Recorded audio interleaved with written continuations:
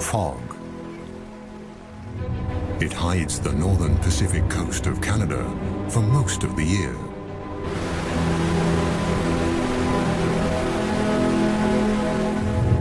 This is the Great Bear Rainforest, a forest full of mysteries and wild creatures.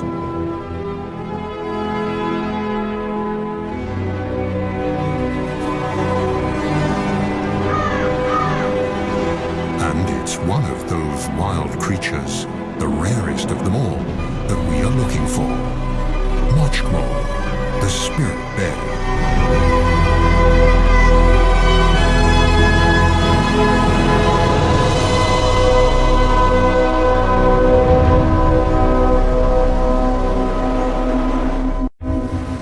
There are no roads in the Great Bear Rainforest.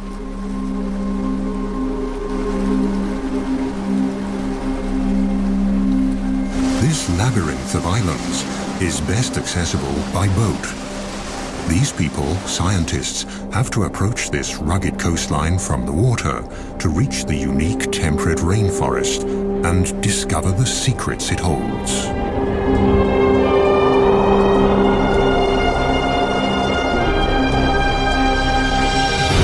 Few regions on our planet produce as much biomass as this rainforest. It's the world's largest and most productive temperate rainforest and thrives along the west coast of Canada, a vast 300-mile-long expanse of fjords and islands along the North Pacific.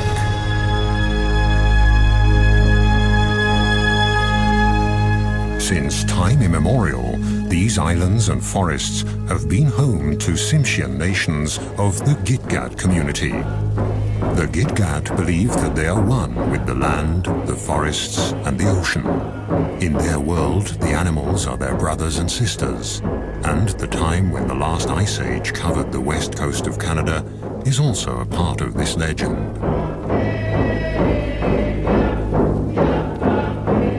Raven, the creator, wanted to leave a memento of the ice age, and so he decided that every 10th bear should have white fur.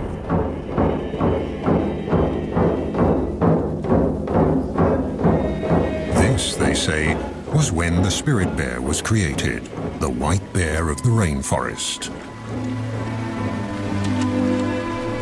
To this day, these bears live deep in the forests, on the islands and along the wild rivers of the northern British Columbia coast.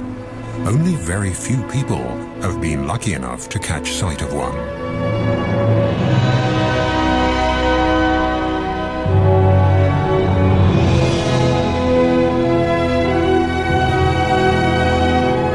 Like a gigantic wall of granite, the coast mountains block the clouds that roll in from the Pacific Ocean, causing them to rise up and drop their moisture. This almost incessant precipitation is the motor that drives the rainforest. A motor that never stops and never falls silent.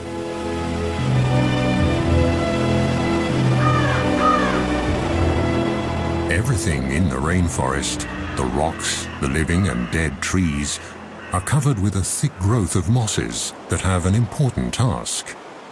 They hold the moisture in.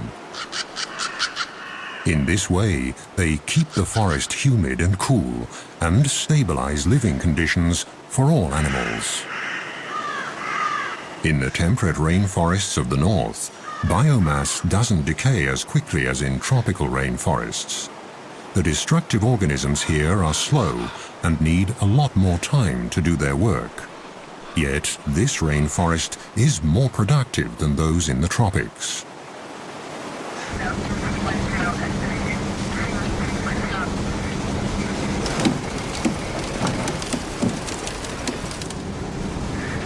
In this remote region, it isn't easy to do research or even travel at all. Very few smaller boats venture this far north along the wild, rainy coast. The only chance to find the bears is when they come down to the streams for the one big event of the year.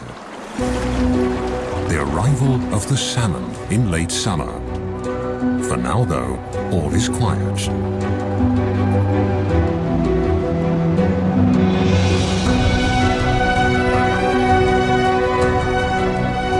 Is this the quiet before the storm?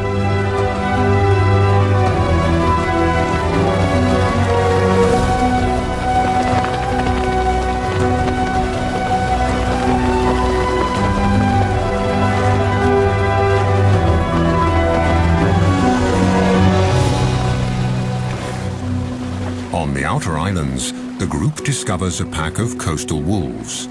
These rather small wolves are a genetically distinct subspecies of the grey wolves that live further inland. They've been isolated here on the islands since the last ice age, and one aspect of their behavior is unique.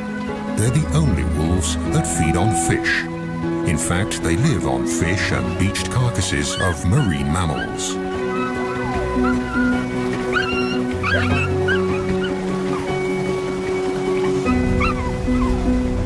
Food that also attracts other hungry visitors.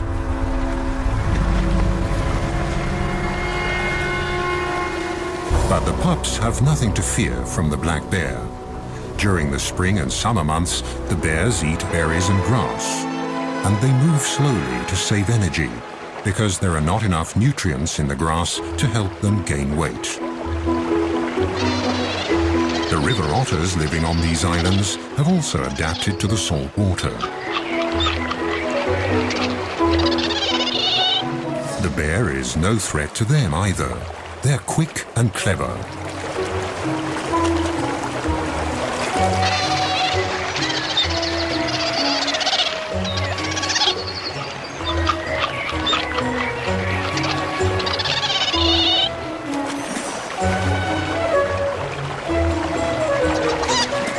The intertidal zone is their buffet.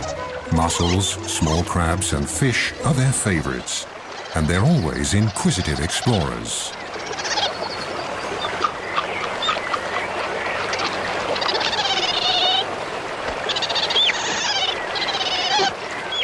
The ravens, the heralds of the rainforest, announce a visitor. Marvin Robinson is a Tsimshian guide and a member of the Gitga'at First Nation. He's also looking for the salmon and the bears, the secret spirit bears. This forest means a lot for me. Like about 18 years ago, this is the very spot that I've seen my first spirit bear. So prior to that, it was all hush-hush about this bear, the sacred bear really to us. And we weren't even allowed to talk about it anytime. We were told to keep quiet if we seen one, don't tell nobody. It was a special treat to whoever got to see one. You know, there was very few that got to see one of these rare bears. And ever since I started, we've found some really special places that we keep to ourselves.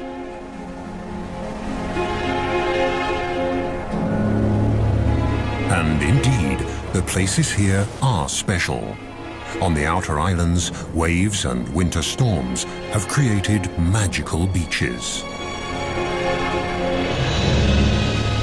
Most of the islands in the Great Bear Rainforest are rocky and precipitous. Wide estuaries and shallow coves are rare. But the steep cliffs also offer food.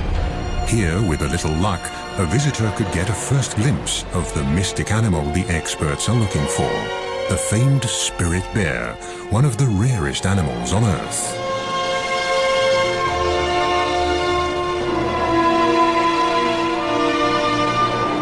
The bear's prey is glued to the rocks in the intertidal zone. Barnacles grow in the cold waters of the North Pacific, and at high tide, when they're covered with water, they look almost like animals from another world.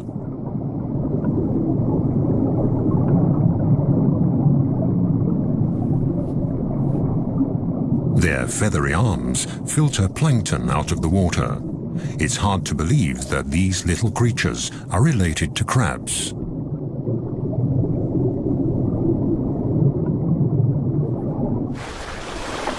This bear's barnacle hunting shows again how important the ocean is for the nourishment of the forest dwellers.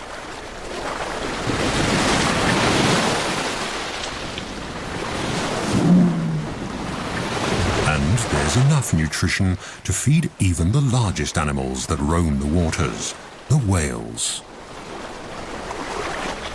At low tide, barnacles and mussels are exposed along the rocky shores. Their shells are closed tight. For the spirit bear, detaching them from the rocks is no problem, and the reward is a very tasty snack.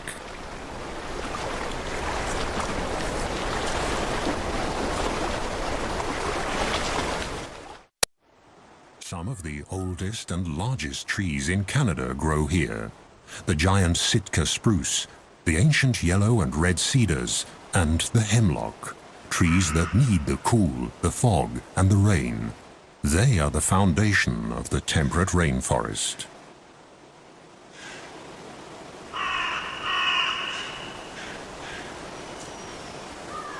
In August, the sweet fragrance of ripening berries wafts through the forest. Bright red huckleberries, elderberries, salal and blueberries, and many others grow in abundance.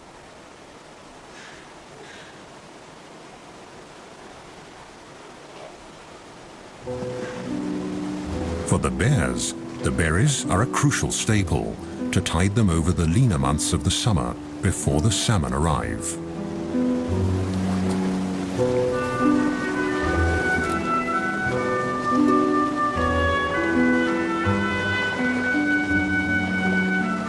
The spirit or Commodie bears are not albinos, but white black bears, a mutation that probably dates back to the last ice age. And between the rocks and the trees, white is a good camouflage. The bear's sweet tooth also helps the bushes to spread. They pass up to 400,000 seeds per day in their droppings. Thus, the plants colonize new territory.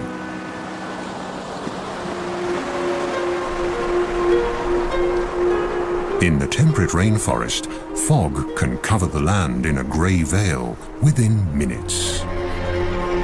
And it can plunge a sunny landscape into deep gloom. Along the mainland coast, the islands of the Great Bear Rainforest lie close together. At high tide, millions of gallons of nutrient-rich salt water rush inland through the narrow channels to flow back out at low tide, thus linking the ocean and the land. The currents sweep along everything in their path, creating a rich broth full of life.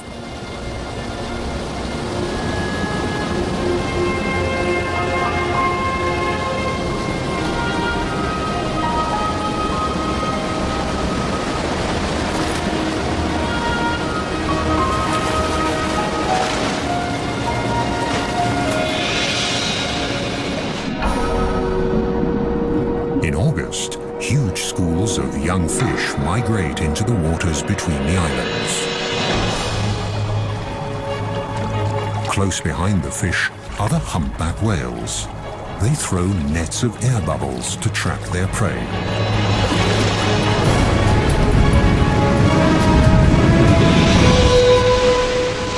Success.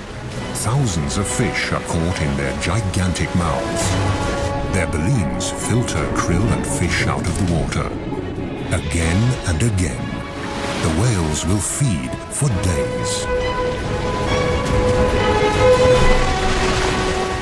But Mother Nature is prepared and sends a constant stream of fish north along the coast and into the archipelago of the Great Bear Rainforest. They all get their share, large and small, young and old. This is the land of milk and honey, the Galapagos of the north. The productive zone extends far below the water. The species here are not as numerous and varied as in a tropical coral reef, but the vibrant colors and the sheer size of the underwater organisms can easily measure up to the tropics. Deeper down, among colorful mollusks and cold water corals, the ocean harbors another secret of this region, a life form from the age of the dinosaurs. A glass sponge. The intricate and beautiful structures of this 300-million-year-old organism are made of glass and very fragile. The rivers and streams of the Great Bear Rainforest wash sediment into the ocean constantly, and the nutrients slowly sink down and feed the coral. Its red branches that can thrive in this 6-degree cold water are the perfect hideout for small crabs and fish.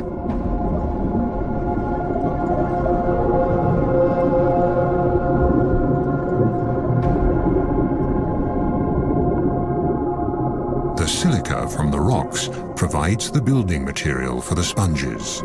With a little help in the form of sand and water, they can make glass. There are even whole glass reefs on the continental shelf, about 600 to 1,000 feet below the surface.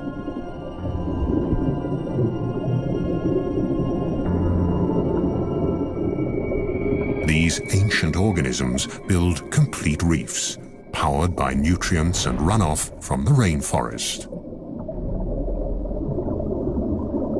High above the reefs, a female humpback is playing with her calf. Thanks to the rich feeding grounds, the little one is growing fast.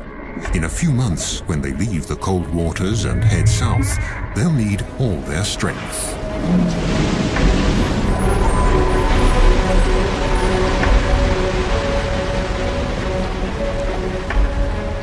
The mother breaches, a behavior that can be seen quite often here. Nevertheless, it's a spectacular show.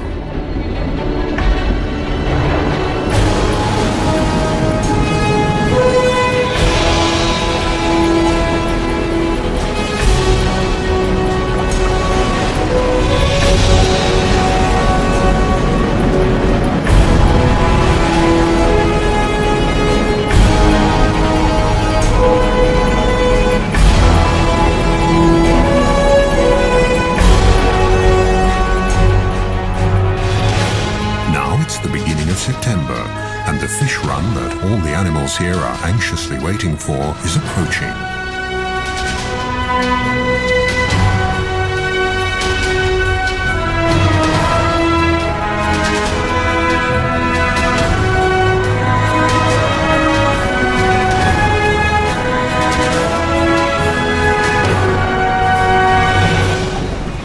The group steers the boat west to the edge of the open ocean, where a colony of sea lions await the fish on windswept islands at a safe distance from bears and other predators.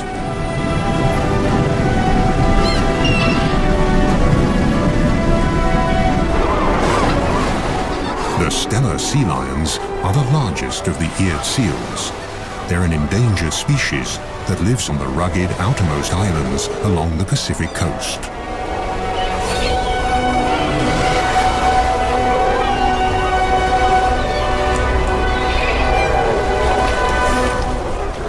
The strong, territorial males can grow to a length of more than 10 feet and weigh up to 2,500 pounds. Each of them has a dozen or more of the much smaller females in its part of the colony.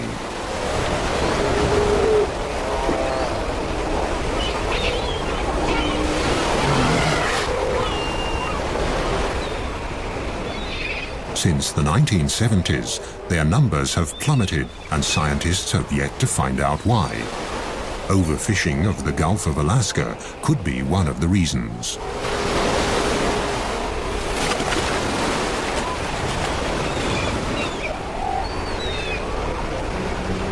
The weather turns. The first heavy rain of approaching autumn triggers the epic fish run. After 2 years in the ocean, the salmon are now returning to their birth streams.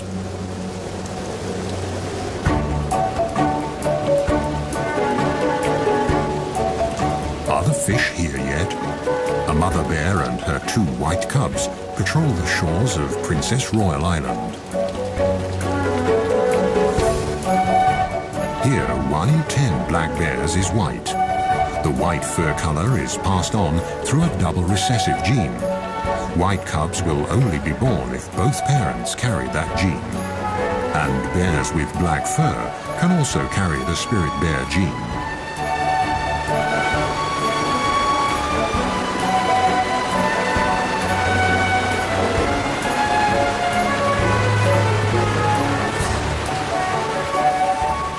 Eagles and river otters are the first to discover the approaching salmon run, which they are awaiting impatiently at the mouth of the river.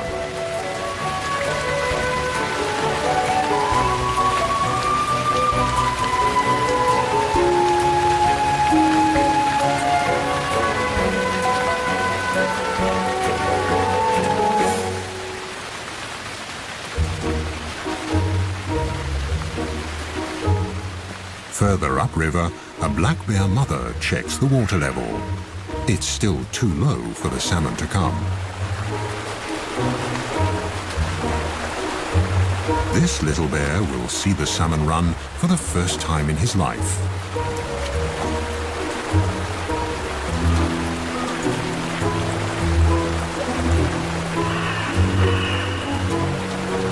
It won't be long now. It's early September, and the time has finally come for the big feast. Eagles and bears, sea lions, otters, even the trees are waiting for the arrival of the year's biggest single source of nutrition.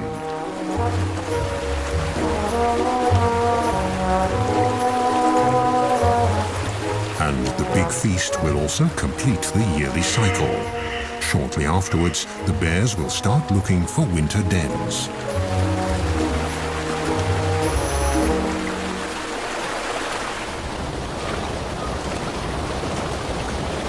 Bear tracker Marvin Robinson is hopeful. The rivers are rising. He's checking for clues on the islands as well as on the mainland.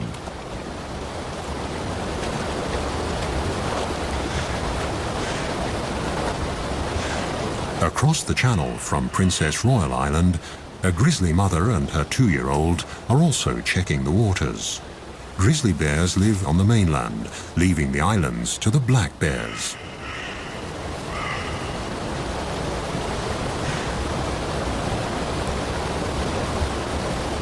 Grizzlies usually live higher up in the mountains, but for the salmon, even they descend to the estuaries along the coast.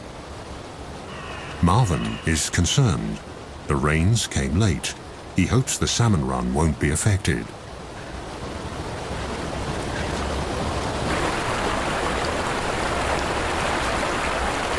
Now, at last, the water levels are rising.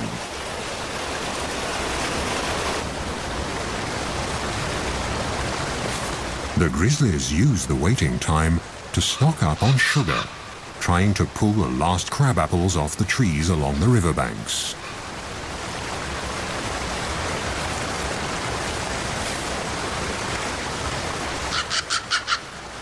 For the mother bear and her young, this will be their last winter together.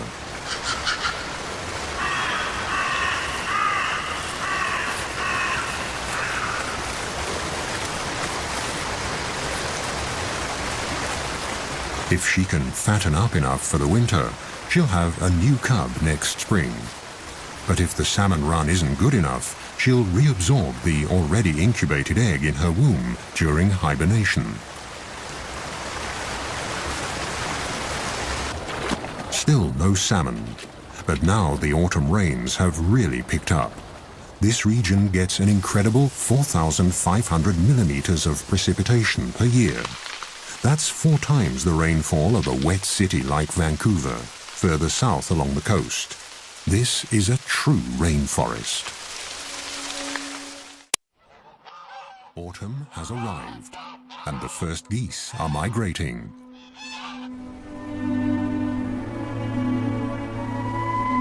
Finally, the water level in the rivers is high enough for the salmon to migrate too. They'll return to the self-same waters where they were born, among the gravel banks upstream. At 12-hour intervals, at high tide, new waves colonies of hundreds of thousands of fish will rise in the river deltas on the coast and make their way up the streams.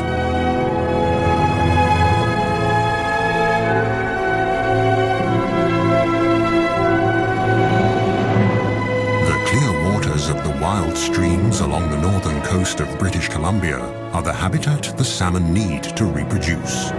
In this fish run, humpback and silver salmon are returning, swimming up the rivers until they taste their birth waters.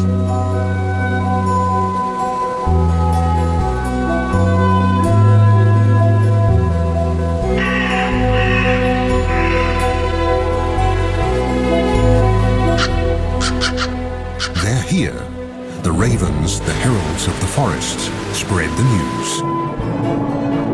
It takes stamina and blind determination for the fish to get to where they have to go. It's now or never. This is their only chance to reproduce. But the predators are already lining up. From the seagulls to the otters, they all want their share. For the animals of the Great Bear Rainforest, the waiting is finally over. Now it's time for fish and caviar.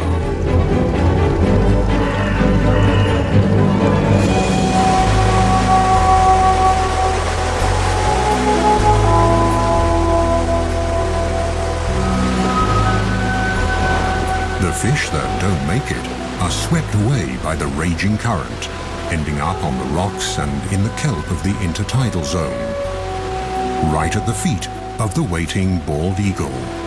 Its sharp beak is perfect for tearing up fish.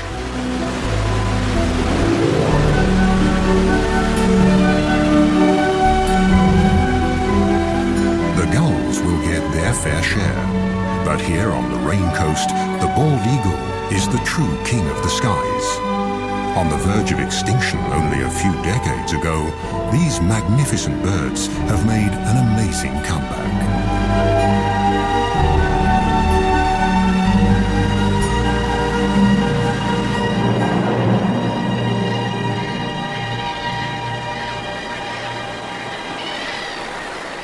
On a bank in the stream, the raven patiently waits for the black bear to finish his breakfast.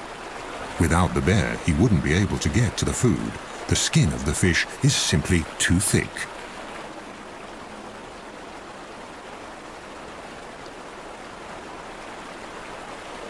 Come on, haven't you had enough yet?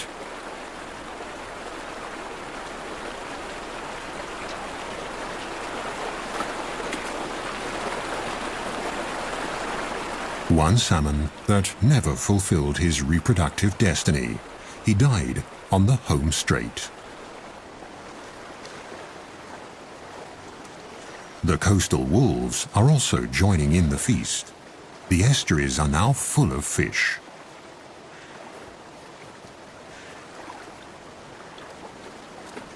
The youngsters are still learning the tricks of the salmon trade. They follow their mother, and she tries to teach them. But for them, catching fish is still a game.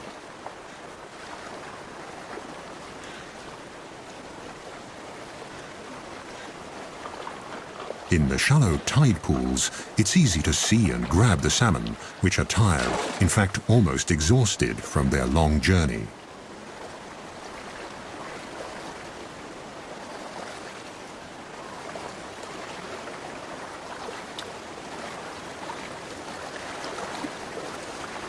The death of this fish seems futile. There are so many of them, easy prey for the hunters. But it's not the individual fate that counts here. With their sheer numbers, the salmon feed the whole ecosystem.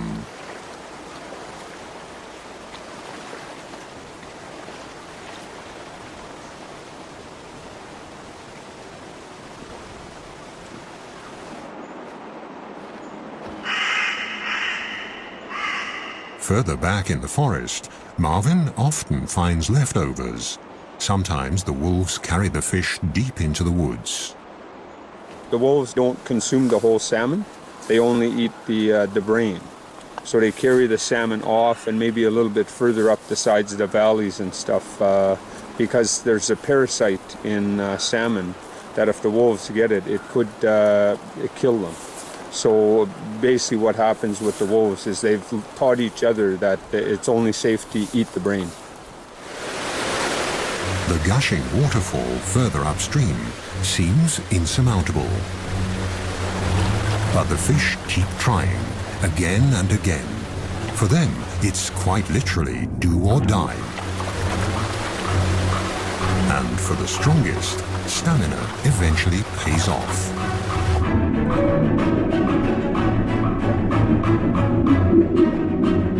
This salmon was born here 3 years ago. Now it has returned to its birthplace to spawn, in perfect sync with all the others of its generation.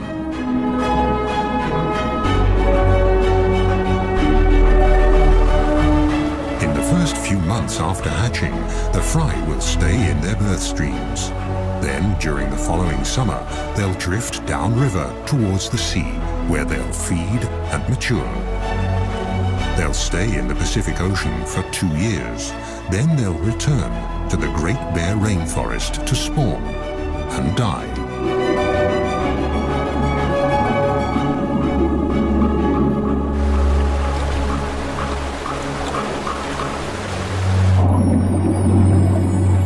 In a rush of hormones and wild abandon, the fish become oblivious to their surroundings and their predators.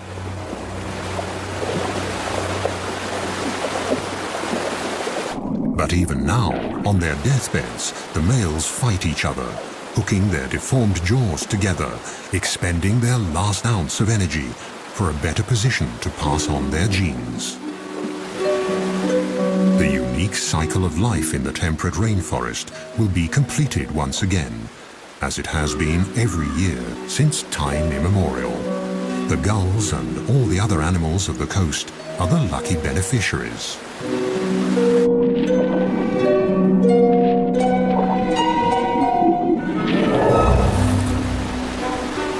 Foraging has become an easy task for the bear as well. The fish are in a daze, without much perception of their surroundings. They'll only react when the paw almost touches them, and jump is not an option anyway.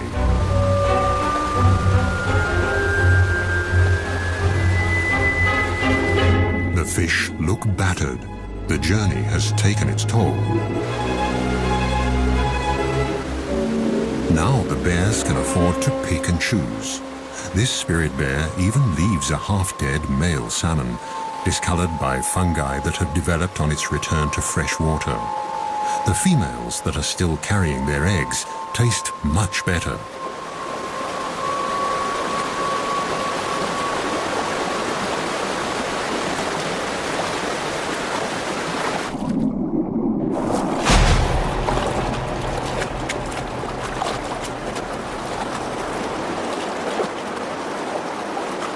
During the 10 days of this salmon run, every bear and every wolf will each carry about 1,600 fish off into the woods.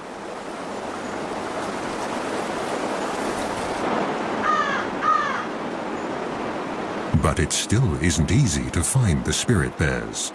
Even for experienced trackers like Marvin, who take researchers and visitors to these streams, it's a special treat to watch the white bears during the salmon run. So far, they've only seen black bears and squirrels.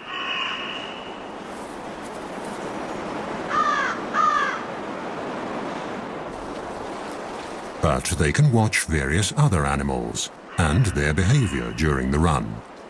A black mother and her cubs feeding, for example.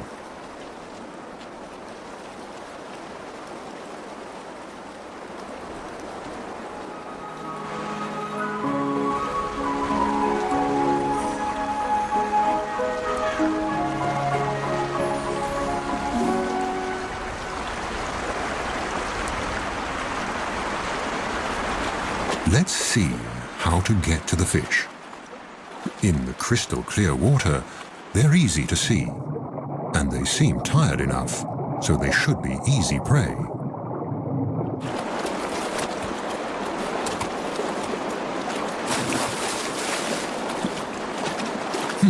That wasn't too successful. the cub might need to practice a bit to become an expert in salmon hunting. Marvin, the tracker, has been walking the creeks for days now.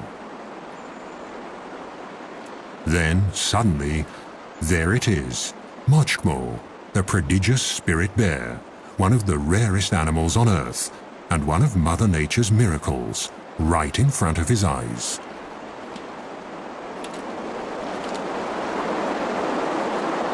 According to a scientific study, their white fur could give the Komodo bears a slight advantage in catching fish. To a salmon, the fur might look similar to a white cloud. A black shape would be more threatening. Marvin prefers to believe the legends, that the fur is a memento of the Ice Age, and the cloud hypothesis isn't proven anyway. In lean years, the white fur might make a difference, but at the peak of a good salmon run, no bear, whatever its color, has any difficulty catching fish. The bears almost work themselves into a feeding frenzy. During the rest of the year, the white and black bears rarely mingle, but now they all converge at the prime spots on the streams.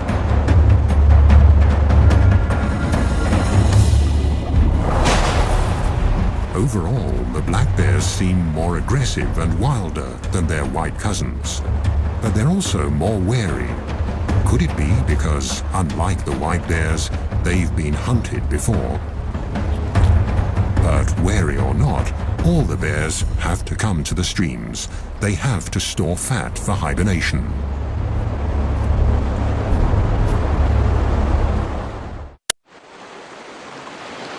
There has been enough fish here for man and beast for thousands of years. For the Great Bear Rainforest, it's a matter of survival.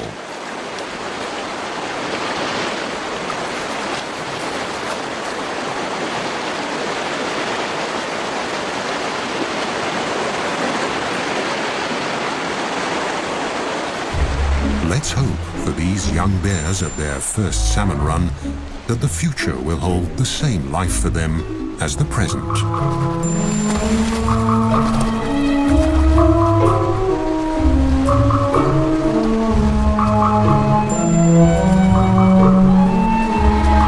According to native law, the black bears discriminate against their white siblings.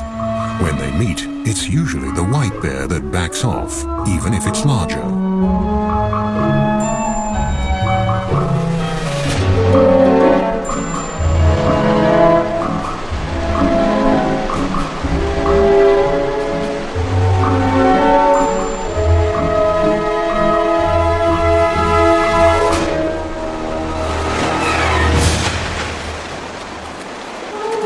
One last fish for the road should be all right. There are so many of them. But the envious competitor is watching, and so the spirit bear withdraws.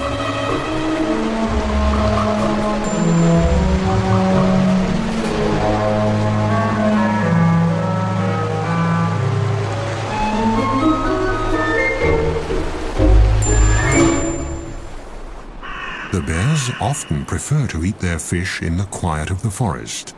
They use day beds in hollow tree trunks or small caves under roots where they rest and digest.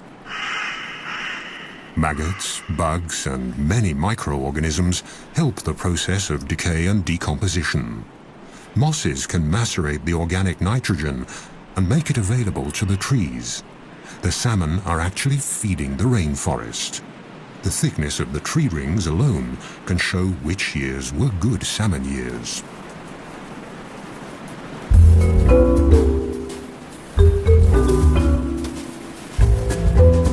Just a few weeks later, autumn sets in. The salmon run is over, but the forest and its animals have gathered crucial reserves and strength for the winter. Now it's time for some of the smaller ones to stash away seeds and other winter provisions.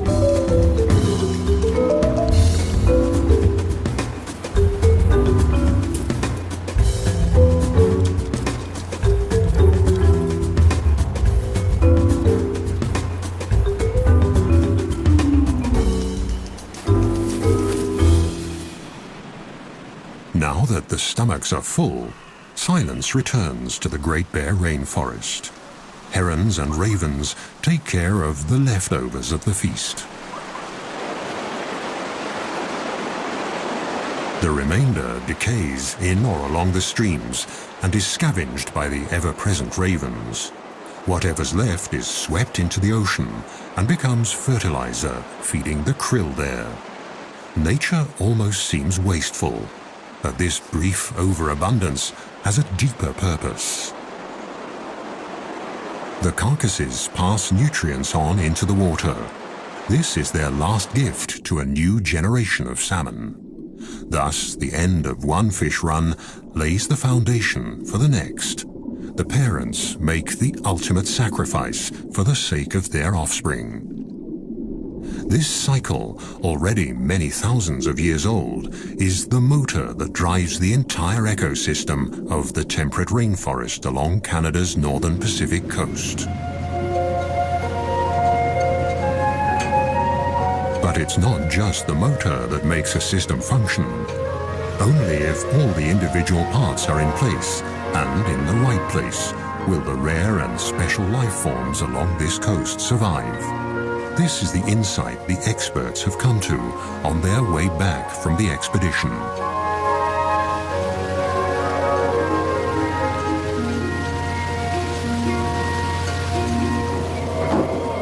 It's a lesson the people of the rainforest learned a long time ago.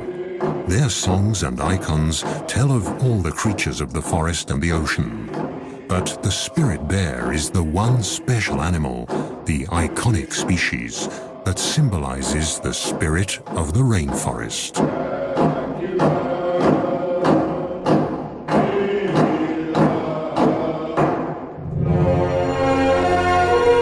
The freshwater streams and the mountains, the forest and the ocean, the winds, the plants and the animals, they all had to play their parts just right so that this temperate rainforest of Canada's northern Pacific coast could develop over thousands of years. It's a system that needs to stay intact, because only then will Mochmo, the spirit bear, have a home for the future.